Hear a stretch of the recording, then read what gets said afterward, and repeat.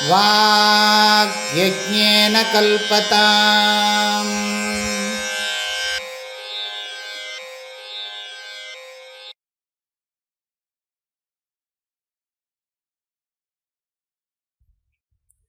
ஸ்ரீகாந்தோ மாதுலோ யஸ்ய ஜனனி சர்வமங்கலா ஜனகசங்கரோ தேவஸ்தம் வந்தே குஞ்சரானனம். யா தேவி ஸ்தூயதே நித்யம் விபுதைர்வேதபாரகைः சா மே வசது ஜிஹ்வாக்ரே பிரம்மரூபா சரஸ்வதி. ஸ்ரீதக்ஷிணாமூர்த்திசுதேசிகேந்திரம் द्वैपायनं सूत्रकृतं मुनीन्द्रं श्रीशङ्करं भाष्यकृतं यतीन्द्रं मद्देशिकञ्चापि नमामि वित्यै. श्रीदत्तदेवं ह्यवधूतहंसं श्रीरामकृष्णञ्च सदाशिवेन्द्रं स्वयं प्रकाशाख्यमुनिप्रकाण्डम् अस्मद्गुरून् सन्ततमानतोऽस्मि. त्वमेव माता च पिता त्वमेव बन्धुश्च सखा त्वमेव विद्या द्रविणं त्वमेव सर्वं मम देवदेव. ॐ नमो ब्रह्मादिभ्यो ब्रह्मविद्या सम्प्रदायकर्तृभ्यो वंशऋषिभ्यो महद्भ्यो नमो गुरुभ्यः. सर्वोपप्लवरहितः प्रज्ञानघनः प्रत्यगर्थो ब्रह्मैवाहमस्मि. ॐ श्रीहरिं परमानन्दम् उपदेष्टारमीश्वरम् व्यापकं सर्वलोकानां कारणं तं नमाम्यहम्. अपरोक्षानुभूतिर्वै प्रोच्यते मोक्षसिद्धये. सद्भिरेव प्रयत्नेन वीक्षणीया मुहुर्मुहुः. स्ववर्णाश्रमधर्मेण तपसा हरितोषणात् साधनं प्रभवेत् पुंसां वैराग्यादिचतुष्टयम्. ब्रह्मादिस्थावरान्तेषु वैराग्यं विषयेष्वनु. यथैव काकविष्ठायां वैराग्यं तद्धि निर्मलम्. नित्यमात्मस्वरूपं हि दृश्यं तद्विपरीतगम्. एवं यो निश्चयः सम्यक् विवेको वस्तुनः स वै सदैव वासनात्यागः शमोऽयमिति शब्दितः. निग्रहो बाह्यवृत्तीनां दम इत्यभिधीयते. विषयेभ्यः परावृत्तिः परमोपरतिर्हि सा. सहनं सर्वदुःखानां तितिक्षा सा शुभामता. निगमाचार्यवाक्येषु भक्तिश्रद्धेति विश्रुता. चित्तैकाग्र्यन्तु सल्लक्ष्ये समाधानमिति स्मृतम्. संसारबन्धनिर्मुक्तिः कथं मे स्यात् कदा विधे. इति या सुदृढा बुद्धिः वक्तव्या सा मुमुक्षुता.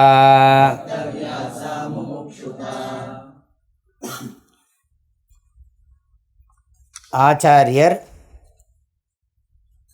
கடவுளை எல்லாம் வணங்கி தான் சொல்லக்கூடிய விஷயத்தையும் அதனுடைய பிரயோஜனத்தையும் தகுதியையும் கூறின பிறகு தகுதியை விளக்கி கொண்டிருக்கிற பகுதியை படித்து கொண்டிருக்கிறோம். இந்த உலகத்தில் எது நிலைச்சிருக்கும், இந்த வாழ்க்கையில் எது நிலைச்சிருக்கும், எது நிலைச்சிருக்காதுங்கிற விவேகம் முதல்ல வரணும். இந்த விவேகம் வர்றதெல்லாம் நம்முடைய கடமைகளை ஒழுங்காக செய்கிறதுனாலையும் தவம் செய்கிறதுனாலையும் அதை ஈஸ்வரார்ப்பண புத்தியோடு செய்கிறதுனாலையும் தான் கிடைக்கும். அதை முதல்ல பார்த்தோம். ஆக இந்த விவேகம், அந்த விவேகத்தினுடைய காரியம் வைராக்கியம். அனித்திய விஷயங்கள் எனக்கு வேண்டாம்ங்கிற தெளிவான எண்ணம் வைராக்கியம். அப்புறம் முமுட்சுத்துவத்தை இப்போ பார்க்க போகிறோம். வைராக்கியம் ஒரு நித்தியந்தான் வேணுங்கிற எண்ணத்துக்கு பேர் முமுட்சுத்துவம்னு முதலே சொல்லியிருக்கேன். அப்புறம் மனசில் எண்ணங்களை கட்டுப்படுத்துறது, இந்த இந்திரியங்கள்லாம் வெளியில் போகாமல் தேவையில்லாமல் அனாவசியமாக போகாமல் அதை கட்டுப்படுத்துறது, புலனடக்கம், மனக்கட்டுப்பாடு, புலனடக்கம். அப்புறம் அடுத்தது என்னன்னு கேட்டால் விஷயங்களை விட்டு பூரணமாக விலகி இருக்கிறது, சந்நியாசம். சுருக்கமாக சொன்னால் நேரத்தை முழுக்க முழுக்க சாஸ்திரத்துக்கு, வேதாந்த சாஸ்திரத்துக்கே கொடுக்கறது. வேத பூர்வத்துக்கு கொடுக்கறது இல்லை, வேதாந்தத்துக்கே கொடுக்கறது தான் உபரத்து. நேரத்தை அதிகமாக நமக்கு இருக்கிற 24 மணி நேரத்தில் நம்ம உடம்பை கவனிச்சுக்கிறதுக்கான காரியங்களை பண்ணுறது போக முழு நேரமும் வேதாந்தத்துக்கே ஒதுக்கணும். அதனால தான் சந்நியாசம்னு சொல்ல வேண்டியதாக போச்சு, உபரத்தி. அப்புறம் இதெல்லாம் படித்து கொண்டிருக்கிற போது நமக்கு குளிர், வெப்பம், நிறைய சுகதுக்கங்கள்லாம் வரலாம். நம்மளை சுற்றி ஆத்தியாத்மிக, ஆதி பௌத்திக, ஆதி தெய்வீக துக்கங்கள்லாம் வரலாம். அந்த தாபங்களையெல்லாம் பொறுத்துக்கணும், சகிச்சுக்கிறது. அப்புறம் குரு வாக்கியத்தில், குறிப்பாக வேதாந்த வாக்கியத்திலையும் வேதாந்தத்தை சொல்லிக் கொடுக்குற குருவினுடைய வாக்கியத்திலையும் சத்தியங்கிற புத்தி, ஸ்ரத்தா, அது மதிப்புடையதாக இருக்கிறது. அது அவர் சொன்னது அதில் மதிப்போடு இருக்கணும் அப்படின்னு. அப்புறம் அந்த லட்சியத்தை மறக்காமல் அதையே ஞாபகப்படுத்திகிட்டே இருக்கிறதுக்கு பேர் சமாதானம். லட்சியத்தை மறக்கக்கூடாது, லட்சியத்திலேயே கவனமாக இருக்கிறதுக்கு பேர் சமாதானம். இப்போ நாம் முமுட்சுத்துவத்துக்கு லட்சணம் படிச்சுன்னு இருக்கோம். கொஞ்சம் இதை விரிவாக நான் சொல்லியிருக்கேன், நேற்றுக்கு ஆரம்பிச்சிருக்கேன். அதாவது இந்த முமுட்சுத்துவங்கிறது மோட்சத்தில் இச்சை, எனக்கு மோட்சம் வேணும். மோட்சம் வேணுங்கிற போது அதை சரியாக புரிஞ்சுக்க வேண்டியிருக்கு. எனக்கு பணம் வேணும், கல்யாணம் வேணும், குழந்தை வேணும் அப்படிங்கிறதெல்லாம் விஷயம் வேறு. எனக்கு கல்யாணம் வேணும், குழந்தை வேணும், பணம் வேணும். அப்புறம் இல்லை எனக்கு நிறைய புண்ணியம் வேணும். அப்படி யார் கேட்க போகிறா? புண்ணியம் கண்ணுக்கு தெரியாது, பணம் கண்ணுக்கு தெரியும், குடும்பம் கண்ணுக்கு தெரியும், மனைவி கண்ணுக்கு தெரியும், குழந்தை கண்ணுக்கு தெரியும். இந்த சுகமெல்லாம் டைரெக்டாக தெரியறது. புண்ணியம் யாருக்கு வேணும்?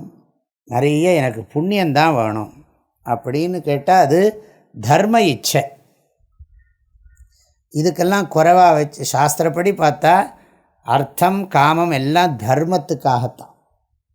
நமக்கு இந்த மனித பிறவியிலேயே நமக்கு ரொம்ப ரொம்ப பிரயோஜனம் கொடுக்கறது தர்மம், ஈஸ்வர பக்தி, இதுதான். ஆனால் நிறைய பேருக்கு அது தெரியாது. அர்த்தேச்சா, காமேச்சா இல்லை, தர்மேச்சாவும் கிடையாது. தர்மத்தை நல்லா பண்ணினத்தினால தான் சாதன சதுஷ்டய சம்பத்தி. தர்மேச்சாவே நான் விசேஷமாக சொல்லலை. சகாம தர்மேச்சா அர்த்தகாம பிராப்தி, நிஷ்காம தர்மேச்சா சாதன சதுஷ்டய சம்பத்தி பிராப்தி. சகாம தர்மம் பண்ணினா அர்த்தகாமந்தான் கிடைக்கும். நிஷ்காம தர்மத்தை பண்ணினா என்ன கிடைக்கும்னு கேட்டால் தர்மம் வேறு, கர்மம் வேறு இல்லை. கர்மத்தினால, புண்ணிய கர்மங்களால் உண்டாகிறதுக்கு பேர் தான் தர்மம்னு பேர். தர்மமெல்லாம் கர்ம ரூபந்தான், காய்க வாச்சிக்க மானச கர்ம ரூபந்தான் தர்மம். சாஸ்திரத்தில் சொல்லியிருக்கிறபடி பண்ணுறதுனால சத்தியம் வத தர்மம் சர. ஆக நிஷ்காம தர்மானுஷ்டானம் பண்ணினா நமக்கு கிடைக்கிறது சாதன சதுஷ்டய சம்பத்தி. இப்போ இங்கே என்ன இச்சையை பற்றி பேசுகிறோம்? மோக்ஷ இச்சையை பற்றி பேசுகிறோம். மோக்ஷ இச்சைன்னா என்ன அர்த்தம் அப்படிங்கிறது கேள்வி. இதை நம்ம சாதாரணமாக எப்படி புரிஞ்சு கொள்ளப்பட்டிருக்கு, நம்ம இந்த இடத்துல எப்படி புரிஞ்சுக்க போகிறோங்கிறத பார்க்க போகிறோம். ஸ்லோகத்தில் என்ன சொல்லியிருக்கு? சம்சார பந்த நிர்முக்தி மே கதம் ஸ்யாத். சம்சார பந்த நிர்முக்தி மே கதம் ஸ்யாத். எனக்கு சம்சாரத்தில் இருக்கிற பந்தத்தில் இருந்து விடுதலையானது எப்படி கிடைக்கும்? கதா ஸ்யாத். கதா ஸ்யாத்னா எப்பொழுது கிடைக்கும்? இதுக்கு நிறைய புரிஞ்சுருக்கணும். இதுக்கு இந்த உலகத்தை மாத்திரம் சாதாரணமாக பார்த்துட்டு இருந்தால் இந்த விஷயங்கள்லாம் புரியாது. அதாவது உடல் வேறு உயிர் வேறு, இது முதல்ல புரியணும். அகம் ஜீவஹா அஸ்மி, அகம் ஜீவஹா அஸ்மி. அகம் பிரம்மாஸ்மி சொல்லலை, அகம் ஜீவஹா அஸ்மி. அகம் தேகவான் அஸ்மி, நான் தேகத்தை உடையவனாக இருக்கிறேன். தேஹி அஸ்மி இல்லை, தேஹி அஸ்மி இல்லை, தேகோஸ்மி இல்லை. ஆனால் நிறைய பேருக்கு எந்த எண்ணம் இருக்குது? பலம்மா ஸ்ட்ராங்கா, தேகோஸ்மி, நான் உடம்பாத்தான் இருக்கேன். அந்த எண்ணம் இருந்தால் இந்த முமுட்சுத்துவத்தை பற்றி விளக்குறது கொஞ்சம் கடினம். அதுவும் சொல்லி பார்ப்போம், அப்புறம் கடைசியில் பார்ப்போம் எப்படி சொல்கிறதுன்னு பார்த்துட்டுருக்கேன். ஆக எல்லாருக்கும் இருக்கிற சுபாவமான புத்தி என்ன? எல்லாரும் தேகோஸ்மின்னு தான் நினச்சிட்டு இருக்கான். இந்த தேகத்தை ப்ரொடெக்ட் பண்ணுறதுக்கு தான் பணமெல்லாம் வேணும். இந்த தேகத்தின் மூலமாக சுகம் அனுபவிக்கிறதுக்கு தான் விஷய சுகம். ஆகையினால நிறைய பேர் தேகோஸ்மி தான். இவங்கள்லாம் மெட்டீரியலிஸ்டிக் தான். ஆனால் இந்த மோட்சத்தை விரும்புகிறவன் என்ன பண்ணணும்னா, தேகோஸ்மி இல்லை, தேஹி அஸ்மி. தேகோஸ்மி அல்ல, தேஹி அஸ்மி. தேகத்தை உடையவனாக இருக்கிறேன், நான் தேகமல்ல. நான் ருத்ராட்சம் போட்டுருந்தால் ருத்ராட்சோஸ்மி இல்லை, ருத்ராட்சவான் அஸ்மி. ருத்ராட்சத்தை உடையவனாக இருக்கிறேன், வஸ்திரத்தை உடையவனாக இருக்கிறேன். அது மாதிரி வஸ்திரம் எப்படி எனக்கு உடைமை பொருளோ, அப்படி உடலும் எனக்கு உடைமை பொருள்தான். எப்படி தற்காலிகமாக ஒரு ஊர்லேயோ ஏதோ நமக்கு கிடைச்ச துணி போட்டுருக்கிறது தற்காலிகம் தானே, துணியை மாற்றிகிட்டே தானே இருக்கும். சந்தோஷமாக வேறு மாத்திரம் வாங்கி வாங்கி புதுசு புதுசாக மாற்றிகிட்டே இருக்கும். நகையை மாத்திரம், இதை மாத்திரம். ரொம்ப நாள் ஆச்சுன்னா இதெல்லாம் பழைய டிசைன், எல்லாம் நன்னாவே இல்லை, எல்லாத்தையும் கொடுத்துவிட்டு புதுசாக வாங்கி மாட்டிக்கணும்னு தோன்று.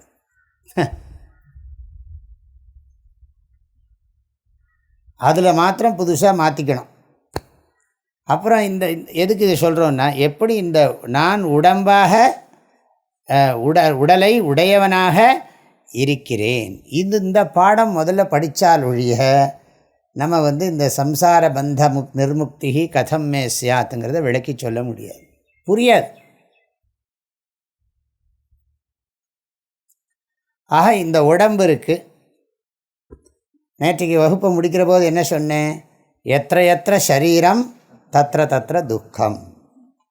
உடம்பு இருக்கிற வரைக்கும் துக்கத்திலிருந்து யாரும் தப்பிக்க முடியாது. ஆக இந்த உடம்பே வரக்கூடாதுன்னு ஒன்று. அப்புறம் இன்னொரு வார்த்தை சொன்னேன், தேக அபிமானம்னு சொல்லியிருக்கேன். 2 வார்த்தை சொல்லி வச்சுருக்கேன், அது திரும்பவும் சொல்கிறேன். இப்போ இங்கே என்ன புரிஞ்சுக்கணும்னு கேட்டால், நான் நிறைய உடம்பு எடுத்துட்டேன். இது வேறு. இதில் இன்னொரு விஷயம் ஞாபகம் வச்சுக்கணும். இந்த ஜீவனுக்கு இந்த உடம்பை தவிர வேறு 2 உடம்பு இருக்குது. அந்த 2 உடம்பு தான் காரண சரீரம், சூக்ஷ்ம சரீரம்னு சொல்கிறது. அந்த சரீரம் எல்லா ஜென்மாவிலையும் தொடர்ந்தே இருக்குது. ஆக எப்படி நாம் உள்ளுக்குள்ளே ஒரு ட்ரெஸ் போட்டுட்டு மேலே ட்ரெஸ் போட்டுக்கிறோமோ, அது மாதிரி இப்போ இதுவும் என்னென்னா சூக்ஷ்ம சரீரம், காரண சரீரம்னு 2 சரீரத்தை எப்பவும் உடையதாகவே இருக்குது. யார்? இந்த ஜீவாத்மா.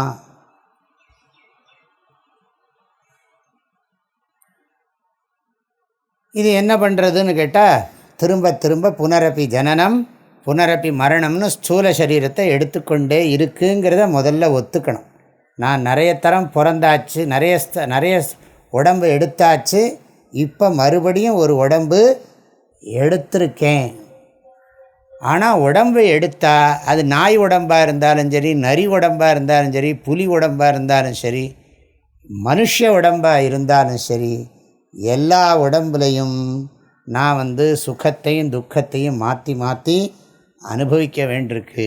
இதில் ரொம்ப கஷ்டமாக இருக்கிறது என்னென்னா, சுகம் அனுபவிக்கிறது சிரமமாக இல்லை, துக்கம்தான் தாங்க முடியல. துக்கம் வராமல் இருக்கணுமானால் என்ன பண்ணணும்னா, உடம்பே இருக்கக்கூடாதப்பா.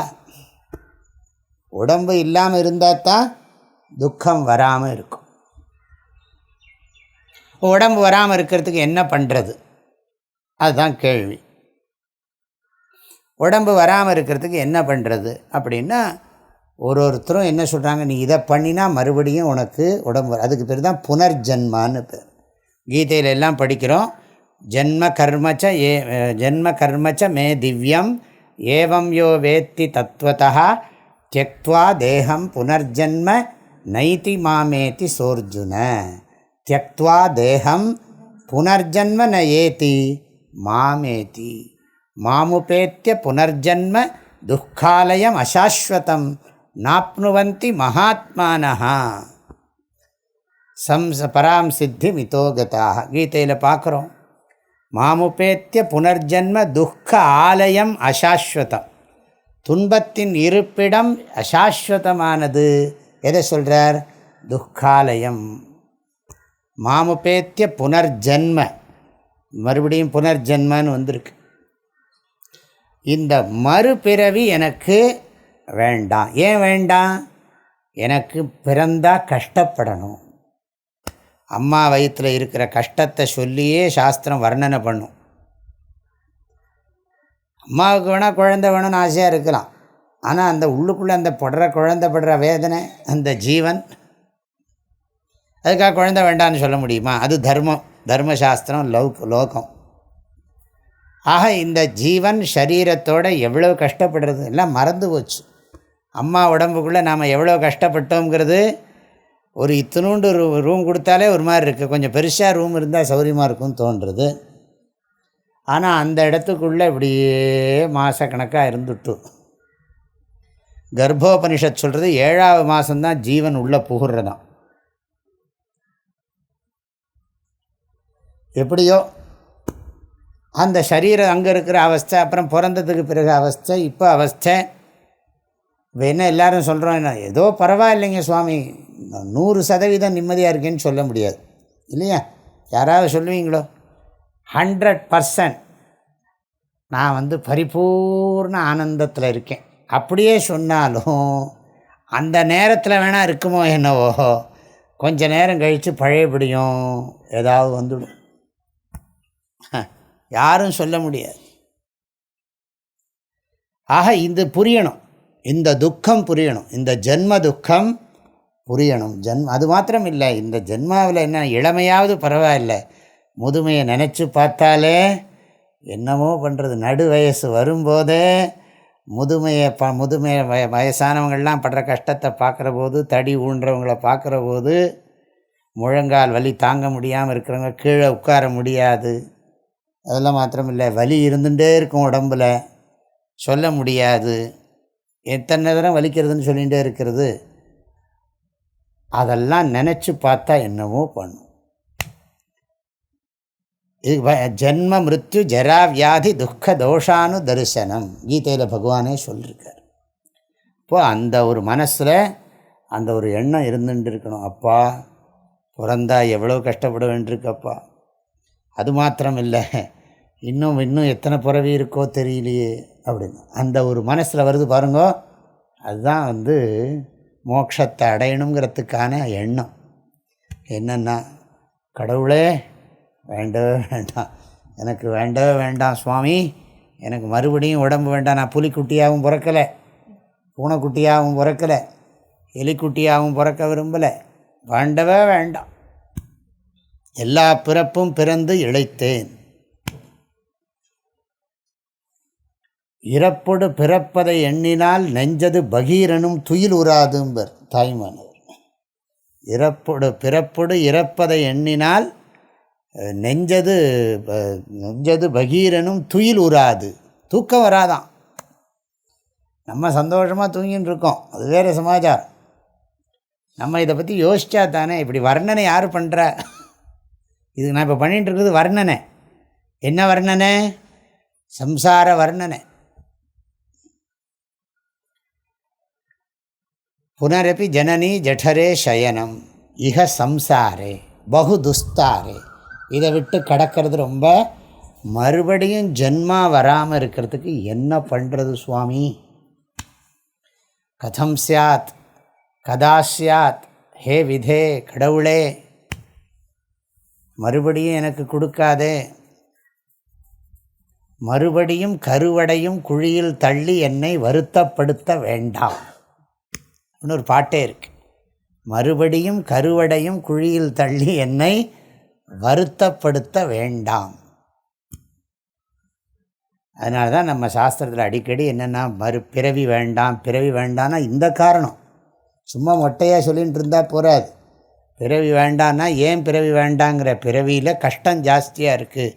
ஆக துக்கம் இல்லாமல் இருக்கணும். துக்கம் இல்லாமல் இருக்கணும்னா என்ன பண்ணணும்? சரீரமே இல்லாமல் இருக்கணும். ஸ்தூல சரீரம் இருக்கிற வரைக்கும் சம்சாரத்திலேருந்து விடுபட முடியாது. அப்போ ஸ்தூல சரீரம் அழியணும்னா என்ன, வராமல் இருக்கணும்னா என்ன பண்ணுறதுன்னா, சாஸ்திரம் சொல்கிறது சூக்ஷ்ம சரீரம் நாசமாகணும். சூக்ஷ்ம சரீரம் நாசமாகணும்னா என்ன ஆகணும்னா, காரண சரீரம் அழியணும். ஆக சூக்ஷ்ம சரீரம் அழியணும்னா காரண சரீரம், ஸ்தூல சரீரம் வராமல் இருக்கணும்னா சூக்ஷ்ம சரீரம் இருக்கக்கூடாது. சூக்ஷ்ம சரீரம் இல்லாமல் இருக்கணும்னா காரண சரீரம் இருக்கக்கூடாது. இப்போ காரண சரீரம் இல்லாமல் பண்ணுறதுக்கு என்ன வழி, அதுதான் கேள்வி. அதுக்கு பேர் தான் காரண சரீரம் இல்லாமல் போனால் சூக்ஷ்ம சரீரம் போயிடும், ஸ்தூல சரீர சம்பந்தமும் இருக்காது. இப்படி அவஸ்தைப்பட வேண்டாம். எலக்ட்ரிசிட்டி இல்லை, அது இல்லை, பணம் இல்லை, ஃபைனான்ஷியல் ப்ராப்ளம், அந்த ப்ராப்ளம், இந்த ப்ராப்ளம் ஒன்றும் கிடையாது. ஏன்னா அசரீரம் வா வசந்தம் பிரியா பிரியேன ஸ்பிருஷதா. உடல் இல்லாதவனை விருப்பு வெறுப்புகளோ இன்ப துன்பங்களோ தாக்காது. அப்படி சொல்லியிருக்கு. அசரீரம் வா வசந்தம் பிரியா பிரியே ந ஸ்பிருஷதா. பிருகதாரண்யக உபனிஷத் வாக்கியம். அசரீரம் வாவசந்தம் பிரியா பிரியே ந ஸ்பிருஷதா. எனக்கு பிடிச்சது பிடிக்காததுங்கிறது ஒன்றும் இருக்காது. பிடிச்சது பிடிக்காது, விருப்பு வெறுப்பு இருக்கிற இடத்துல என்ன ஆகும்? சுகதுக்கம் இருக்கும். சுகத்தில் விருப்பம், துக்கத்தில் வெறுப்பு. இதுக்கு பேர் தான் சம்சாரம். ஆக பிறக்கிறது, சுகதுக்கத்தை மாற்றி மாற்றி அனுபவிக்கிறது, இதுக்கு பேர் தான் சம்சாரம். ஆக பகவான்கிட்ட என்ன கேட்குறோன்னா, எனக்கு இந்த ஸ்தூல சரீர சம்பந்தம் ஸ்தூல சரீரமே இருக்கக்கூடாது. ஞாபகம் வச்சுங்கோ, இது இதில் நிறைய பேஷண்ட் இருந்தால் நிறைய விஷயம் வந்துகிட்டே இருக்கும். இதில் யோசிச்சுட்டு இருந்தால் இந்த ஸ்தூல சரீரம் ஃபிசிக்கலாகவே போகணுமா இல்லை அபிமானம் போனால் போருமாங்கிறது நம்ம பார்க்க போகிறோம். ஆனால் முன்னாலே என்ன சொல்கிறோம்னா, இந்த ஸ்தூல சரீரம் போயிடணும், வேண்டவே வேண்டாம். அது எப்போ போகும்? இருக்கிற வரைக்கும் இருக்கும். இந்த ஜென்மா இருக்கிறோம். அதுக்கப்புறம் ஒரு வேளை சாஸ்திரத்தில் சொன்ன சாதனைகள் எல்லாம் நம்ம பண்ணினா நம்ம இறந்து போனதுக்கப்புறம் மறுபடியும் பிறக்க மாட்டோம். மறுபடியும் நமக்கு ஸ்தூல சரீரம் இருக்காது. இருக்கிற போதே காரண சரீரத்தையும் சூக்ஷ்ம சரீரத்தையும் நாம் நாசம் பண்ணுறதுக்கான சாதனைகளை பண்ணணும். அதுக்கு தான் நிறைய பேர் என்ன சொல்கிறாங்கன்னா, நீ கர்மாவை பண்ணிகிட்டே இருந்தியானா, அதாவது கர்மகாண்டிகள்லாம் என்ன சொல்கிறாங்கன்னா, நிஷித்த கர்மாவை பண்ணாமல் பிராயஷ்சித்த கர்மாவை பண்ணி பாபத்தை போக்கி காமிய கர்மத்தை பண்ணாமல் விட்டியானா, நித்திய நைமித்திய கர்மத்தை மாத்திரம் பண்ணினியானா உனக்கு மோட்சம் கிடைக்கும் அப்படின்னு அவங்க கர்மா தேரி, கர்மாவனால சொல்கிறாங்க மோட்சம் கிடைக்கும். மோட்சம் அடையிறதுக்கு 300 வழிகள், 300 வழிகள், 300 வழிகள் போட்டாலும் 3000 வழிகள் போட்டாலும் சரி, 3 லட்சம் வழிகள் போட்டாலும் சரி. இது என்ன? இப்போ மோட்சம்னா என்னன்னு புரியுறதோ? மோட்சம்னா ஸ்தூல சரீரம் இல்லாமல் இருக்கணும், மறுபடியும் ஸ்தூல சரீரம் வரக்கூடாது. அதுக்கு பேர் தான், அதை வராமல் இருக்கிறதுக்கு பேர், அதுக்கு பேர் என்ன சொல்கிறது, புனர்ஜென்மா வரக்கூடாது, மறுபிறவி கூடாது. மறுபிறவி அற்ற நிலைக்கு பெயர் தான் மோக்ஷம். மறுபிறவி இல்லாமல் இருக்கிற நிலைக்கு பேர் தான் மோக்ஷம்னு நிறைய பேர் நினைக்கிறது. அதை நம்ம இதாக சொல்லலை, நம்மளும் அதை மறுக்கலை. புனர்ஜென்மா இல்லாமல் இருக்கிறதுக்கு பேர் தான் மோக்ஷம். தாய்மானவர் பாட்டு ஒன்று இருக்குது, பிறப்பும் இறப்பும் பொருந்த எனக்கு எவ்வண்ணம் வந்தது என்று எண்ணி யான் பார்க்கில் மறப்பும் நினைப்புமாய் நின்ற வஞ்ச மாயா மனத்தால் வளர்ந்தது தோழி. இந்த பாட்டெல்லாம் அப்புறம் பார்ப்போம், இது தெரிஞ்சு வச்சுருக்கணும். அப்போது ஞாபகம் வச்சுக்கணும், மோக்ஷங்கிறது ஒரு ஈவெண்ட், மோக்ஷங்கிறது ஒரு நிகழ்வு. இந்த ஜீவன் எத்தனை ஜென்மா எடுத்ததோ தெரியாது, ஆனால் ஜென்மா எடுக்காமல் இருக்கிறதுக்கான வழி இருக்குது. என்ன வழின்னா கீதையிலே பார்க்குறோம், 15ஆவது அத்தியாயத்தில் பார்த்தோம்னா என்னது, அசங்கசஸ்திரேண திருடேன சித்வா, இந்த சம்சார விருட்சத்தை வெட்டி, அதச்சோர்த்வம் பிரசுதாஸ்தஸ்ய சாகாः குணப்பிரவருத்தா விஷயப்பிரவாலாः அதச்ச மூலான்யனுசந்ததானி கர்மானுபந்தீனி மனுஷ்யலோகே ந ரூபமஸ்யேஹ ததோபலப்யதே. ஏன் வந்ததுன்னு தெரியல. ந ரூபமஸ்யேஹ ததோபலப்யதே நாந்தோ ந சாதிர்ன ச சம்பிரதிஷ்டா அஸ்வத்சமேனம் சுவிரூಢமூலம் அசங்கசஸ்திரேண திருடேன சித்வா. எல்லாத்தையும் விட்டுட்டு அபரோக்ஷானுபூதி படி. சித்வா ததः பதம் தத் பரிமார்கிதவ்யம் யஸ்மின் கதா ந நிவர்த்தந்தி பூயः. போனத்துக்கு பிறகு மறுபடியும் நீ திரும்பி வரமாட்டே. யஸ்மின் கதாக ந நிவர்த்தந்தி பூயः. ஆகையினால் என்ன பண்ணணும், அது யாருன்னா, யாரை நீ அடைஞ்சுட்டா திரும்ப வரமாட்டையோ அவரை நீ அடையணும். தமேவ சாத்தியம் புருஷம் பிரபத்யே யதः பிரவருத்தி பிரசுதா புராணி. பரிசையாக படித்து பார்த்துட்டே போங்க, அது எல்லாம் அப்படி க்ளீனாக வரும். அது யாருக்கு இது கிடைக்கும்னா, நிர்மாண மோகாக ஜிதசங்க தோஷாக. நல்ல காஃபியை 3 டம்ளர் சாப்பிட்டவனுக்கு இல்லை. நிர்மாண மோகாக ஜிதசங்க தோஷாக அத்தியாத்ம நித்யாக வினிவிருத்த காமாக துவந்த்வைர் விமுக்தாக சுகதுக்க சம்ஞைஹ கச்சந்த்யமூடாக பதம் அவ்யயம் தத்து. தத்து அவ்யயம் பதம் அமூடாக கச்சந்தி. எல்லாம் இப்போ புரியும். உள்ளங்கை நெல்லிக்கனி போல ஸ்லோகம் புரியுறதா இல்லையா? அப்புறம் அங்கே போன உடனே என்னென்னா, அங்கே சூரியன் இருக்காது. ந தத் பாசயத்தே சூரியா ந சசாங்கோ ந பாவகா எத்கத்வா ந நிவர்த்த. பாருங்கள் திரும்பவும், எத்கத்வா ந நிவர்த்தந்தே. போனால் நீ திரும்பி வரமாட்ட. விரும்பி தான் போகிறான், திரும்பி வரக்கூடாதுன்னு தான் போகிறான். ஓஹோ, திரும்பி வரவே முடியாதான்னா போக மாட்டான். எத்கத்வா ந நிவர்த்தந்தே, நீ போனால் திரும்ப மாட்டே. தத் தாம பரமம் மம. அதெல்லாம் நீங்கள் மனசுக்குள்ளே ஓடணும் உங்களுக்கு. ஏன்னா நம்ம நிறைய அங்கங்கே ஸ்லோகங்கள்லாம் வாசித்ததுனால இதை நிறைய விளக்கி சொல்லணும்னு நான் நினைக்கிறதுனால இதை சொல்லின்னு இருக்கேன். ஆக சம்சார பந்த நிர்முக்தி மே கதம் ஸ்யாத். இது என்னென்னா, நீ பூஜை பண்ணிட்டு ஒருத்தரும் ஒன்று ஒரு சாதனையை சொல்கிறாங்க. நீ கர்மாவை நீ செய்ய வேண்டிய கடமையை ஒழுங்காக செஞ்சியானா அதை வேறு விதமாக சொல்லுவாங்க. நீ ஆக்டிவ் பர்சனாக ஒர்க்குனால் உனக்கு மோட்சம். நீ இமோஷனல் பர்சனாக உனக்கு இமோஷனால் பக்தினால் உனக்கு மோட்சம். நீ ரொம்ப புத்தியை துடுவிகிட்டே இருக்கியா, நாலெட்ஜுக்கு இம்பார்ட்டன்ஸ் கொடுக்குறியா, உனக்கு ஞானத்தினால மோட்சம். ஆக ரொம்ப பரபரப்பாக இருக்கிறவனுக்கு கர்மத்தினால முக்தி, ரொம்ப உணர்ச்சி வசப்படுறவனுக்கு பக்தியினால் முக்தி. எப்போ பார்த்தாலும் அது என்ன இது என்னன்னு தோண்டிகிட்டே இருக்கான் பாருங்க, அவனுக்கு என்னத்தினால முக்தி? ஞானத்தினால முக்தி. ஆகையினால இது அதிருஷ்டமாக திருஷ்டமாக மோட்சங்கிறது இதை பண்ணினா வராதுன்னு சொல்கிறாங்க. நீ இது பண்ணு வராதுங்கிறாங்க. வராதுங்கிறதுக்கு என்ன கேரண்டி? ஸ்ரத்தை தான். என்ன பண்ணுறது? எங்கள் குருநாதர் சொல்லி கொடுத்தார், ஹரே ராம ராம ராம ஹரே ஹரே, ஹரே கிருஷ்ண கிருஷ்ண கிருஷ்ண ஹரே ஹரே சொல்லிகிட்டே இரு, தானாக எல்லாம் வந்துடும். ஒன்றும் முயற்சி பண்ண வேண்டாம். அவள்லாம் விவரம் இல்லாமல் என்னத்தையோ பாவம் அபரோட்சானுபூதி அதை இதையும் படிச்சுட்டு திண்டாடிட்டுருக்கா. நீ என்ன பண்ணுற?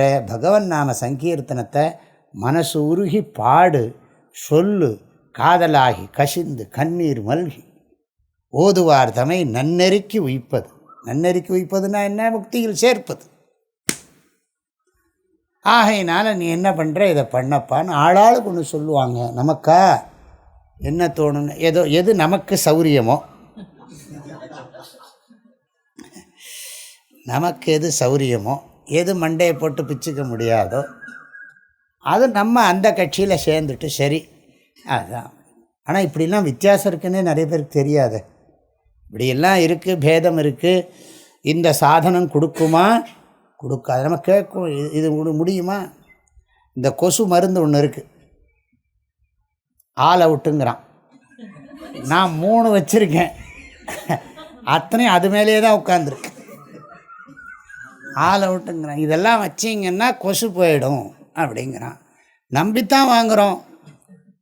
100 ரூபாயை கொடுத்து அதை இது இதாக இருக்கும் அப்படின்னு சொல்லி, அது என்னது, ஒரு கொசு வந்தால் அது இன்னும் பார்த்தேன், அந்த குழந்தை பேசுகிறது, ஒரு குழந்தை ஒரு ஒரு அண்ணா தங்கச்சியாக தெரியல, அந்த டிவியில் அதை பார்த்தேன் நான்.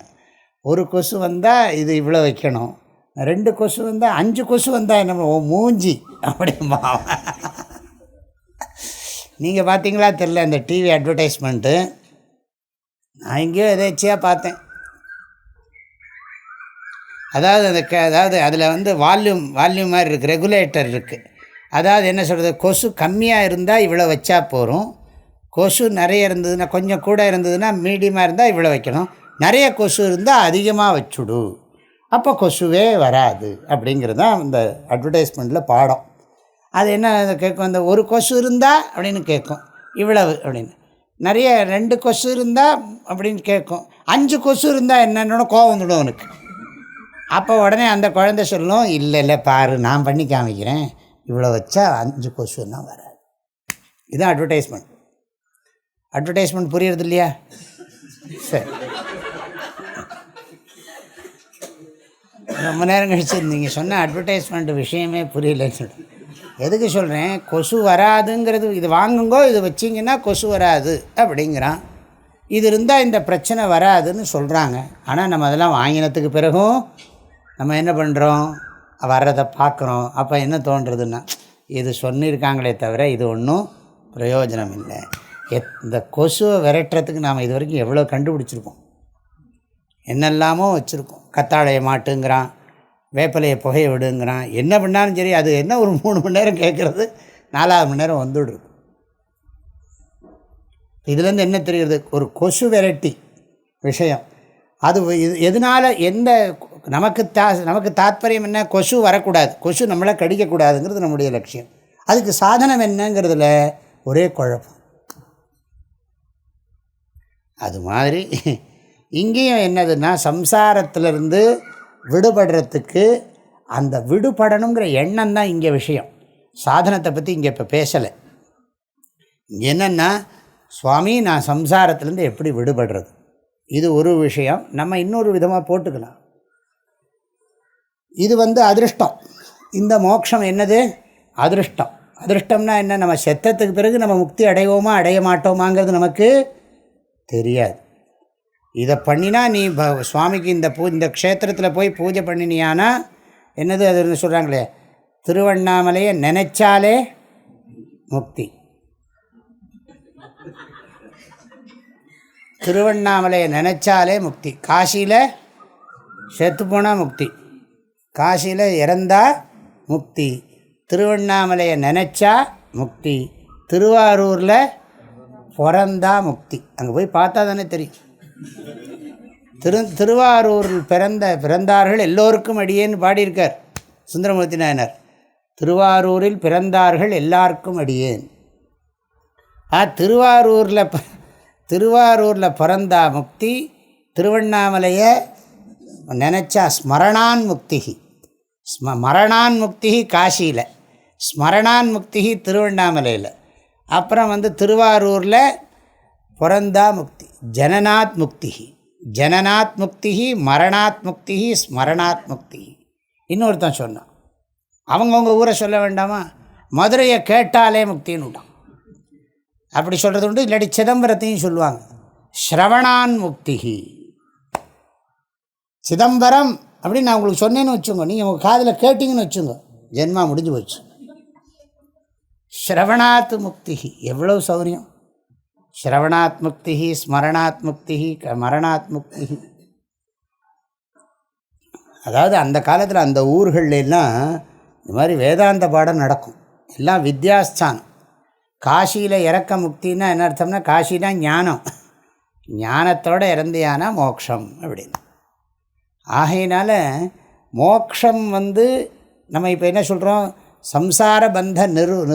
சம்சாரபந்த நிர்முக்தி மே கதம் சியாத். எனக்கு நான் பணம் கேட்கல, பதவி கேட்கல, புகழ் கேட்கல, ஒன்றும் வேண்டாம், எனக்கு எதுவுமே வேண்டாம் சுவாமி. உற்றாரை யான் வேண்டேன், ஊர் வேண்டேன், பேர் வேண்டேன், கற்றாரை யான் வேண்டேன், கற்பனவும் இனியமையும் குற்றாலத் தமர்ந்துரையும் கூத்தா உந்தன் குறைகளற்கு கற்றாமின் மனம் போல கசிந்து உருக வேண்டுவனே. சில பேர் சொல்லுவாங்க, எனக்கு மோட்சமும் வேண்டாம், அந்த கிருஷ்ணனை பார்த்துட்டு இருந்தாலே போதும். இது இன்னொரு புது கேஸ். எனக்கு மோட்சம் வேண்டாம், எங்கள் முருகனை பார்த்துக்கிட்டு இருந்தாலே போகிறோம், அது ஒன்று, அதுக்கு பேர் தான் மோட்சம் அப்படி சொல்லலாம். இல்லை ஈஸ்வரனை அடையிறத சாதாரணமாக சாஸ்திரத்தில் சொல்கிறது, ஈஸ்வரனை அடையிறதைத்தான் மோட்சம். கீதையில் என்ன அடிக்கடி சொல்கிறார், மாமுபேத்திய மாம் ஏத்தி, என்னை அடைகிறான் அவன் மீண்டும் பிறப்பதில்லை. இறைவனை அடைவதே முக்தி, உலகத்தில் மறுபடியும் உழல்வது தான் சம்சாரம். இதில் நாம் தெளிவாக இப்போ இப்படி புரிஞ்சுக்கணும். அகம் ஜீவோஸ்மி, அகம் சம்சாரி அஸ்மி. ஜீவன் தான் சம்சாரி. அகம் ஜீவோஸ்மி, அகம் சம்சாரி அஸ்மி, அகம் முக்தி அடைய விரும்புகிறேன், இறைவனை அடைய விரும்புகிறேன், மோட்சத்தை அடைய விரும்புகிறேன், எனக்கு வேறு ஒன்றும் வேண்டாம், புனர்ஜென்மா வேண்டாம். மோட்சம் எப்போ கிடைக்கும்? மோட்சம் எனக்கு நான் இப்படியே பகவானுக்கு பூஜை பண்ணி சாதனைகள்லாம் பண்ணிகிட்டு இருந்தால், நான் இந்த சரீரம் போன உடனே பகவான் என்ன பண்ணுவார்னா, இந்த சூட்ச்ம சரீரத்தை எல்லாம் அவரே அழிச்சுடுவார்.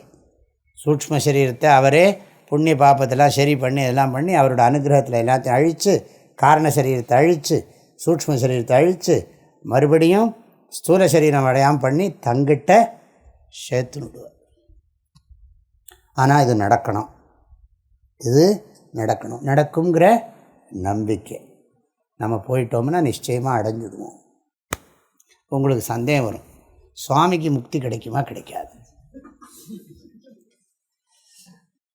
நம்மளை விட இன்னொருத்தனுக்கு முக்தி கிடைக்குமா கிடைக்காதாங்கிறது நமக்கு ரொம்ப சுவாரஸ்யம்.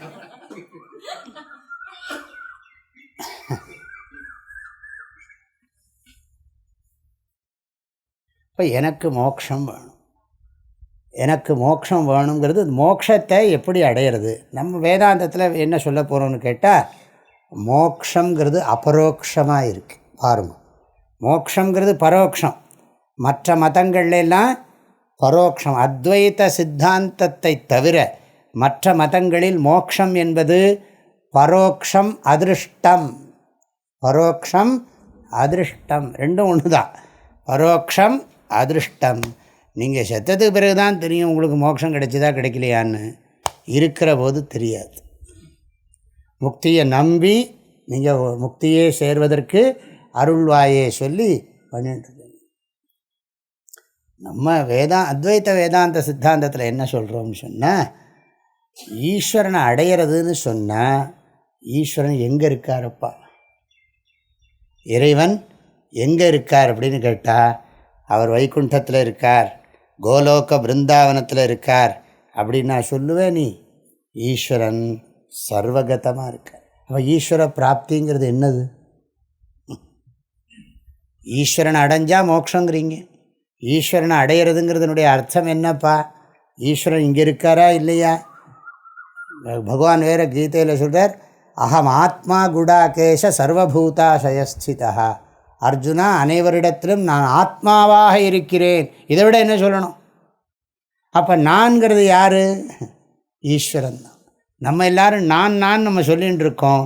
அந்த நான் உண்மையிலே என்னதுன்னா அது ஜீவன் இல்லை, அது பிரம்மன்னு புரிஞ்சுக்கணும். ஜீவன்கிறது கல்பிதம், ஜீவத்வம் கல்பிதம். முதல்ல அப்படி சொன்னால் தான் புரியும் பாடம், இல்லாட்டி புரியாது. ஆக நான் மோக்ஷங்கிறது நம்ம என்ன சொல்ல போகிறோன்னு கேட்டால், காரண சரீரம் எதனால் அழியும்னா இந்த அகம் பிரம்மாஸ்மி ஞானத்தினால தான் அழியும். அது அழியிறதுன்னா என்ன அர்த்தம்? ஃபிசிக்கலாக அழியிறது இல்லை, அது உண்மையிலேயே இல்லை. இல்லாததை போய் இருக்குன்னு நினச்சி அதிலிருந்து விடுதலை வேணும்னு ஏன்பா நினைக்கிறேன். எப்படி சொல்கிறோம் பாருங்கள். இல்லாததை போய் இருக்கிறதா நினச்சி அதிலிருந்து விடுதலை அடையணும்னு நினைக்கிற. விடுதலை அடைஞ்சால் மறுபடியும் சம்சாரம் வராதுங்கிறதுக்கு என்ன கேரண்டி? ஆகையினால மோக்ஷத்தை இங்கேயே அபரோக்ஷமாக திருஷ்டமாக நம்ம புரிஞ்சுக்கிறது தான் அத்வைத வேதாந்த சித்தாந்தம் உபதேசம் பண்ணுறது. ஆகையினால மோட்சம்னு மற்றவங்க இது இவ்வளவு தெளிவாக சொல்கிறாங்களான்னு எனக்கு சந்தேகம். யாருமே மோட்சத்தை சரியாக சொல்கிறது இல்லைங்கிறது என்னுடைய அபிப்பிராயம். மோக்ஷஸ்வரூபத்தை சரியாக விளக்கி சொல்லணும். மோக்ஷஸ்வரூபம் சங்கராச்சாரியர் மோக்ஷஸ்வரூபம் என்ன சொல்கிறார்? ஏற்கனவே நான் சொன்னேன், நம்மிடத்தில் இருக்கிற அறியாமையை நீக்குவதன் மூலம் நம்மில் நாம் இருப்பதே, தன்னில் தான் இருப்பதே மோக்ஷம். ஸ்வஸ்வரூப அவஸ்தானம் மோக்ஷா என்பது ஆதிசங்கரருடைய மோக்ஷஸ்வரூப லக்ஷணம். ஈஸ்வர பிராப்தின்னு சொல்கிறதில்ல. சங்கராச்சாரியார் ஈஸ்வர பிராப்தி மோக்ஷான்னு எங்கேயும் சொல்கிறதில்ல.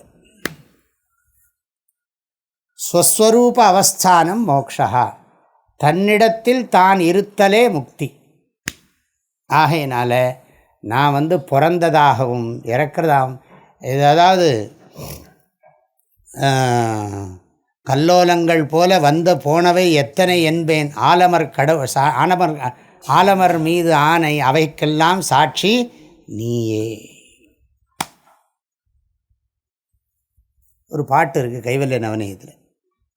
ஆகையினால நம்ம என்ன சொல்கிறோம், நம்ம மாற்றிடுறோம். பார்த்திங்களா, எல்லோரும் இந்த உலகம் உண்மை, இந்த வாழ்க்கை உண்மை, உடலுங்கிறதும் உண்மை, உயிருங்கிறதும் உண்மை, காரண சரீரம் உண்மை, சூக்ஷ்ம சரீரம் உண்மை, நான் நிறைய ஸ்தூல சரீரம் எடுக்கிறதும் சத்தியம், அதில் நான் படுற கஷ்டமும் சத்தியம், அதுலேருந்து விடுபடணும்னு நான் என்னவோ தப்பி தவறி பகவானுடைய அனுகிரகத்தினால நான் விடுபடணும், இனிமேல் நமக்கு சரீரம் வேண்டாம் அப்படின்னு நான் நினைக்கிறேன்.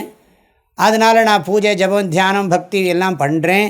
அதனால் எனக்கு பகவான் எனக்கு பிளஸ் பண்ணி என்ன பண்ணுறார், என்னுடைய ஜீவனாகிய என்னிடத்தில் இருக்கக்கூடிய காரண சரீரம் சூக்ஷ்ம சரீரத்தை அழித்து அதனால் ஸ்தூல சரீர சம்பந்தம் வராமல் பண்ணி ஜீவனை என்ன பண்ணுறார், என்ன அவரோடத்தில் சேர்த்துன்னுடுறார். எவ்வளோ நல்லா இருக்குது பாருங்க. அவரிடத்துல சேர்த்துடுறார். அதுக்கப்புறம் நான் வரமாட்டேன். அவர் எங்கே இருக்கார்? அப்போ தான் ஆரம்பிக்கும். அவர் எங்கிட்ட சேர்த்துன்னுடுறாருன்னு சொல்கிற போது அவர் ஏதோ ஒரு லோகத்தில் இருக்காரா, ஒரு வடிவத்தில் இருக்காரா? அது ஒரு ஈவெண்ட். ஞாபகம் வச்சுங்க, மோட்சம் என்பது ஒரு நிகழ்வு. ஆனால் நம்ம சொல்கிறது மோட்சங்கிறது நிகழ்வு அல்ல. மோட்சங்கிறது நித்திய சித்தம், சாத்தியம் இல்லை. மோட்சங்கிறது சாத்தியம் இல்லை, மோட்சங்கிறது சித்தம். இதெல்லாம் நம்ம சொல்கிறது மோட்சம் சித்தமாக இருக்குங்கிறோம். நிறைய மதத்தில் என்னது மோட்சம் சாத்தியம். பகவன் நாம ஜபம் பண்ணினா மோட்சம் கிடைக்குங்கிறது சாத்தியமா சித்தமா? சாத்தியம். கர்மா பண்ணினா மோட்சம் கிடைக்கும் அப்படின்னு சொன்னால், புண்ணிய கர்மாவை பண்ணினா மோட்சம் கிடைக்குங்கிறது சாத்தியம். ஆனால் நம்ம சொல்கிறது மோட்சம் சித்தம். ஆக இந்த இது தெரிஞ்சுக்கணும். நான் இந்த ஸ்லோகத்துக்கு இப்போ அர்த்தம் சொல்கிறேன். சம்சார பந்த நிர்முக்தி மே கதம் ஸ்யாத். எனக்கு எனக்கு இப்போ நம்ம பாஷையில் பேசுவோம். இப்போ சிம்பிளாக இதில் எனக்கு பிரச்சனை எல்லாம் எனக்கு இருக்கிற உடம்பு பற்று, எனக்கு உடம்புலையும் மனசுலையும் எனக்கு ரொம்ப ரொம்ப அட்டாச்மெண்ட் இருக்குது. இப்படி சொல்லணும். இப்போ எனக்கு எப்படின்னாட்டா என்னுடைய தனித்தன்மையில் எனக்கு இருக்கிற பிடிப்பு இருக்கே சொல்லி மாளாது. என்னுடைய இண்டிவிஜுவாலிட்டியில் எனக்கு இருக்கிற ஸ்ட்ராங் அட்டாச்மெண்ட். அகங்காரம் ஜீவன், ஜீவோகம் ஜீவோகங்கிற புத்தி இருக்கே, இதுதான் ப்ராப்ளமே. இது ஞாபகம் வச்சுங்க. தேகோகம்னு தெரிஞ்சு ஜீவோகங்கிற பாடமே நிறைய பேருக்கு தெரியல. அப்புறம் இல்லை பிரம்மைவாகம் பாட்டு வேணால் பாடுவோம். தேகோ நாகம் ஜீவோ நாகம் பிரத்யகபின்ன பிரம்மைவாகம் பரமாத்மாஹம் பரிபூர்ணோகம். Coffee ready ஆகிடுதா? ஆனந்தோகம் அப்படின்னு சொல்ல வேண்டியதான். ஆனால் இந்த பாடம் தெரியணும். முதல்ல இந்த ஜீவ புத்தியை சரியாக இன்னும் இந்த பரோட்சானுபூதியில் வரப்போகுது. ஆக இது ரொம்ப முக்கியம். எதுக்கு சொல்கிறேன்னா, ஜீவோகம் இப்போ என்ன விஷயம் சொன்னோம்னா, இந்த அபிமானத்தை எப்படி விடுறது. இப்போ நம்ம அத்வைத வேதாந்த சித்தாந்தப்படி என்னென்னா, இந்த சம்சாரத்துக்கு காரணம் என்னென்னா, சம்சாரா சத்தியகாங்கிற புத்தி தான் காரணம். சம்சாரா சத்தியா, நான் அனுபவிச்சுட்டுருக்கிற ப்ராப்ளமெல்லாம் அப்சல்யூட்லி ரியல் அப்படின்னா. நான் எவ்வளோ கஷ்டப்பட்டிருக்கேங்கிறீங்க. ஒரு தடவை போன தடவை ஒரு 7.5 சனி வந்தது, 2 7.5 சனி வந்துட்டு போயிடுது. இப்போ 3வது சனி வரப்போகிறது. மங்கு சனி, பொங்கு சனி, மரண சனி. ஆகையினால அந்த சனி வந்தது. அப்போ நான் பட்ட கஷ்டத்தை இப்போ ஞாபகத்துக்கு கொண்டு அது சத்தியத்தை கொடுக்குறான். அதாவது நான் 16 வயசில் இருக்கிற போது எனக்கு ஒரு 7.5 சனி வந்தது அப்படின்னு சொல்லி 55 வயசில் அந்த 7.5 சனியை நினச்சி துக்கப்படுறான். 30 வருஷத்துக்கு ஒரு தடவை 7.5 சனி வரும். இப்போயே சொல்லி வைக்கிறேன். 7.5 சனி 30 வருஷத்துக்கு ஒரு தடவை மாறி மாறி வரும். அப்போது நம்ம நடந்து போன நிகழ்ச்சியெல்லாம் இழுத்து போட்டு அதெல்லாம் பரமசத்தியம்னு நினைக்கிறோம். அப்புறம் இன்னும் வேறு பயம் வேறு இருக்குது. சுவாமி வேறு பயமுறுத்தி வச்சுருக்காரு. வயசான காலம் வரப்போகிறது, முழங்கால் வலி வரப்போகிறது, முதுகு வலி வரப்போகிறது, வியாக்ரீவ திஷ்டதி வியாக்ரீவ தர்ஜதி ஜரா, முதுமையை வேற பயமுறுத்துறார். பயமாக இருக்குது இல்லையா? ஆனால் என்ன, முதுமை யார் சொன்னால் உண்மைன்னு? ஆமாம் ஆமாம் பேசுவீங்க, அப்படி தான் சொல்லத்தோம். பேசுவீங்க, அனுபவிச்சுட்ருக்கோமே அப்படின்னா. நீ அனுபவிச்சுட்டு இருந்தாலும் நான் சொல்லலை, கௌடபாதாச்சாரியார் சொல்கிறார், எது முதல்ல இல்லையோ, எது பின்னால் இருக்க போகிறது இல்லையோ, எது பின்னால் இல்லையோ அது இப்போவும் இல்லைப்பா. ஆதவ் அந்தேச்ச என் நாஸ்தி வர்த்தமானேபி தத்ததா. நான் அனுபவிச்சுட்ருக்கிற துக்கத்தை சத்தியம் இல்லைன்னு சொல்லணும்னா எவ்வளவு தில்லு வேணும், எவ்வளோ தைரியம் வேணும். நான்கிறதே உண்மை இல்லை. இந்த நான்கிறது ஒரு போலியான நான். இந்த நானுக்கு என்னெல்லாம் துக்கம் இருக்குது, சரீரத்தில் துக்கம் இருக்குது, எந்த துக்கம் இருக்குது, இதெல்லாம் சொல்கிறதெல்லாம் உண்மை கிடையாது. ஆக நானும் உண்மை அல்ல, நான் அனுபவிக்கும் இன்ப துன்பங்களும் உண்மை அல்ல. இப்போ உங்களுக்கு எந்த கட்சியில் தேரணும் பாருங்க. மோக்ஷம் பரோட்சம் அதிருஷ்ட கட்சியில் சேர்றீங்களா? இது இந்த கட்சி. இந்த கட்சி என்ன சொல்கிறது? சம்சாரமே உண்மை இல்லைப்பா, அப்புறம் சம்சாரத்திலேருந்து விடுபடணும்னு நினைக்கிறையே அப்படின்னு கேட்டால் என்ன சொல்கிறோம்னா, சம்சாரம் உண்மை இல்லைங்கிற அறிவை பெறுவதால் தான் சம்சாரத்திலேருந்து நீ விடுபட முடியும். எப்படி? சம்சாரம் உண்மை இல்லைங்கிற அறிவை பெறுவதால் மட்டுமே நீ சம்சாரத்திலிருந்து விடுபட முடியும். சம்சாரம் உண்மை என்று கருதி அந்த சம்சாரத்திலேருந்து விடுதலை அடைகிறதுக்கு நீ ஜபம் தியானம் ஏதாவது சாதனங்கள்லாம் பண்ணினியானா அது பரோட்சம் அதிருஷ்டம். அது எப்போவோ வரப்போகிறது. நான் இப்போ சாதனை பண்ணி மோட்சம் எப்போ வரப்போகிறது? நான் செத்து போனப்புறம் வரப்போகிறது. செத்து போனப்புறம் மோட்சம் வருங்கிறது நிச்சயமாக இல்லையா? நான் எப்படி தெரிஞ்சுக்க முடியாது. ஒரு நம்பிக்கையோடு வாழ்கிறேன், அவ்வளோதான். அதுக்காக என்ன சொல்கிறோம், சம்சாரா சத்தியங்கிற புத்தியை விடுறது தான் முமுக்ஷுத்வம். இது நான் சொல்லலை, சங்கராச்சாரியார் விவேக சூடாமணியில் ரொம்ப அழகாக ஒரு ஸ்லோகத்தில் சொல்கிறார் முமுக்ஷுத்வத்துக்கு லட்சணம். எனக்கு தெரிஞ்ச அந்த மாதிரி ஸ்லோகம் நான் பார்க்கவே இல்லை. முமுக்ஷுத்வத்துக்கு லட்சணம். இப்போ நம்ம என்ன படிச்சுட்டு இருக்கோம், ரொம்ப நேரம் கழித்து கேட்டுவிடாங்க. நம்ம படிச்சுட்ருக்கிற ஸ்லோகம் முமுக்ஷுத்வத்துக்கு லட்சணம். முமுக்ஷுத்வம் என்றால் என்ன அப்படி?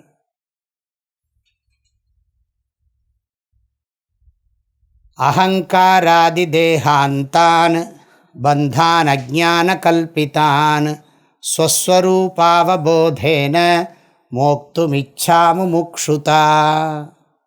இது ரொம்ப அழகான ஸ்லோகம், நீங்கள் ஞாபகம் வச்சுட்டே இருக்கணும். அது அகங்காராதி தேகாந்தான், அகங்காரம் முதல் உடம்பு வரைக்கும். அகங்காரம்னா அந்த நான்கிற எண்ணத்திலிருந்து. அகங்காராதி தேகாந்தான் முதல் வரி.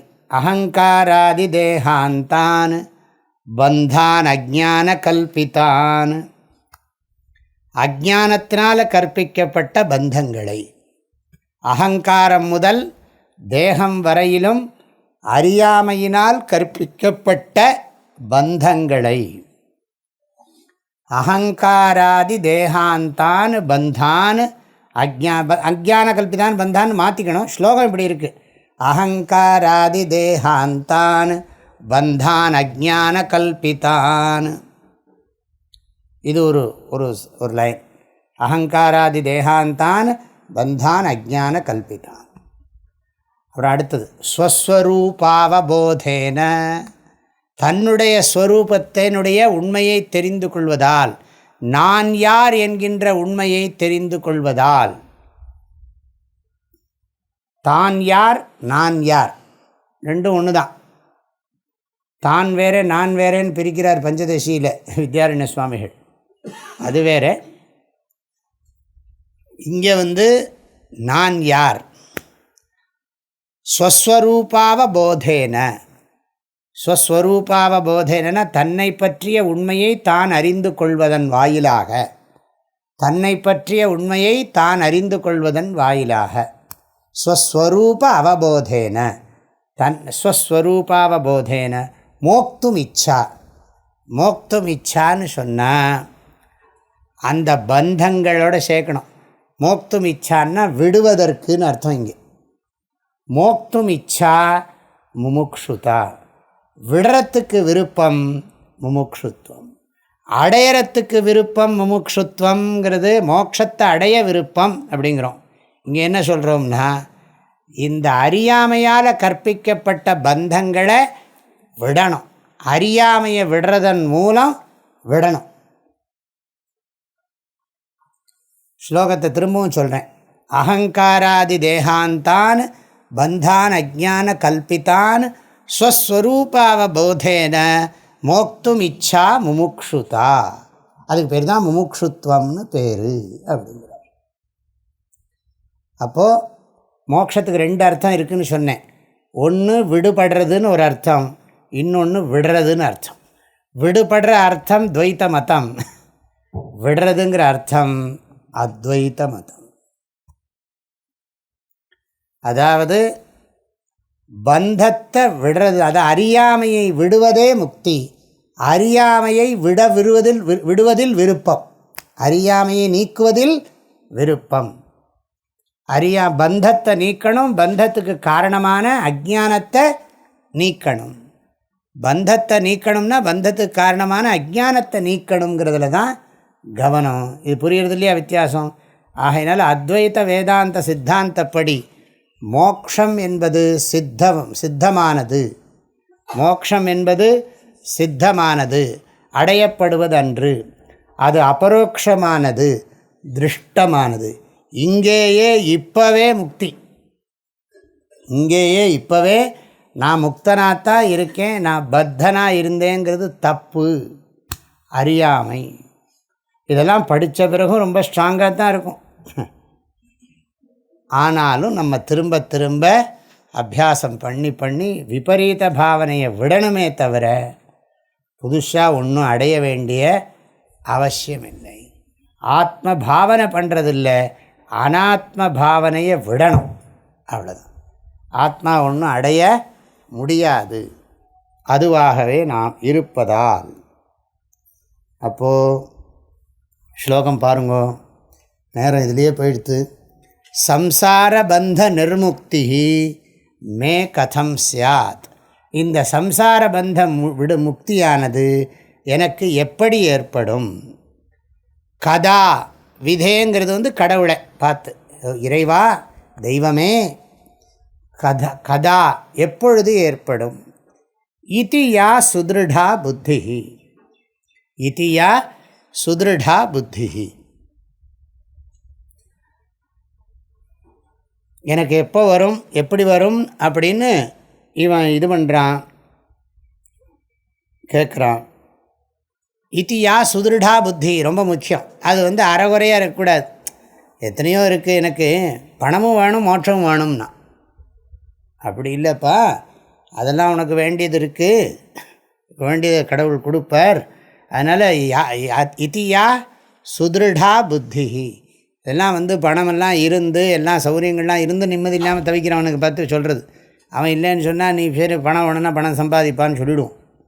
இவன் என்ன சொல்கிறான், எனக்கு நிம்மதியே இல்லை, எல்லாம் இருக்குது, வீடு இருக்குது, வாசல் இருக்குது, எடுபடி ஆட்கள் இருக்காங்க, இப்போ எல்லா வசதிகளும் இருக்குது, ஆனாலும் சுவாமி சாந்தியே இல்லை, சாந்தமும் லேக்கா சௌக்கியமும் லேது, ஒன்றும் இல்லை அப்படின்னு சொல்லி பாடிகிட்டே இருக்கான். அவனை பார்த்து தான் சொல்கிறது இது. இதியா அவனுக்கு வேணும், அவனுக்கு அந்த எண்ணம் வரணும். எனக்கு நிம்மதி வேணும்னா என்ன பண்ணுறதுன்னா, நிம்மதி வேணுங்கிறதுக்கு முயற்சி பண்ணு. இதியா சுதிருடா புத்தி. அந்த புத்தி, இதியா புத்தி என்கின்றதான யாதொரு புத்தி இருக்கிறதோ, ஆனால் அது என்ன சொல்கிறார், சுதிருடா, நல்லா ஸ்ட்ராங்காக இருக்கணும். சும்மா ஏனோ தானோலாம் இருக்கக்கூடாது, உறுதியாக இருக்கணும். சா முமுக்ஷுதா வக்தவ்யா, அதனை முமுக்ஷுத்வம் என்று சொல்ல வேண்டும். எனக்கு இறைவா, எனக்கு எப்பொழுது முக்தி ஏற்படும், எனக்கு எப்படி முக்தி ஏற்படும், நான் முக்தியை அடைய விரும்புகிறேன். இப்போ இதுவரைக்கும் இவனுக்கு சத்தியத்துவ புத்தி இருக்குது, ஞாபகம் வச்சுங்க. அனித்தியத்துவ புத்தி இருந்தாலும் சத்தியத்துவ புத்தி போகலை. அனித்தியம் சத்தியம்னா ஜகத்து அனித்தியம் சத்தியம். அதனால் இவனுக்கு இன்னும் ஞானம் வரல. ஆனால் இங்கே என்ன சொல்கிறார், மோட்சம் வேணுங்கிற இச்சை இவனுக்கு இருக்குது. விவேக சூடாமணியில் சொன்ன லக்ஷணம் ரொம்ப ஆழமானது. அங்கே என்ன சொல்கிறது, அறிவால் தான் முக்தி அடைய முடியும்னு தெரிஞ்சு முக்தியை விரும்புகிறது. இங்கே அப்படி இல்லை, மோட்ச சாதனமே தெரியல, மோட்சம் வேணுங்கிற எண்ணம் இருக்குது. ஏன்னா ஏன்னா துவைத்த மதத்திலேருந்து தான் அத்வைத மதத்துக்கு போக முடியும்.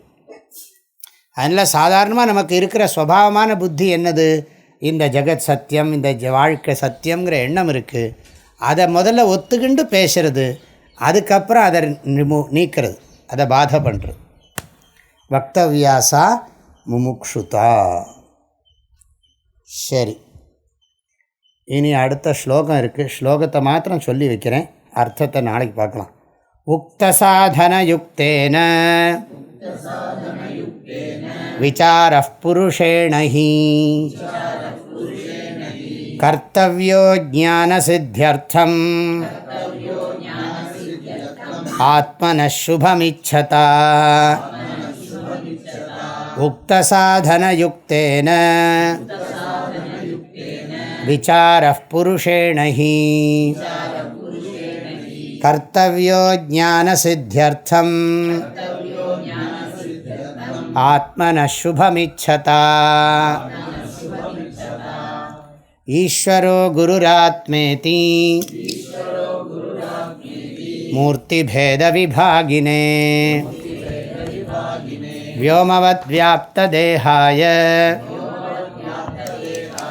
தட்சிணாமூர்த்தயே நமஹ. ஐயனே எனதுள்ளே நின்று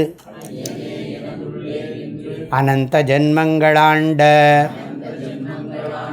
மெய்யனே உபதேசிக்க வெளிவந்த குருவே போற்றி. உய்யவே முக்தி நல்கும் உதவிக்கோர் உதவினாயேன். செய்யுமாறொன்றும் காணேன் திருவடி போற்றி போற்றி. மூர்த்தி எல்லாம் வாழி எங்கள் மோன குருவாழி. அருள் வார்த்தை என்றும் வாழி அன்பர் வாழி பராபரமே. ஓம் சாந்தி ஷாந்தி ஷாந்தி.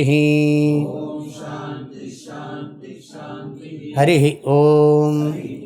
ஆதிகுருநாத ஸ்வாமிக்கு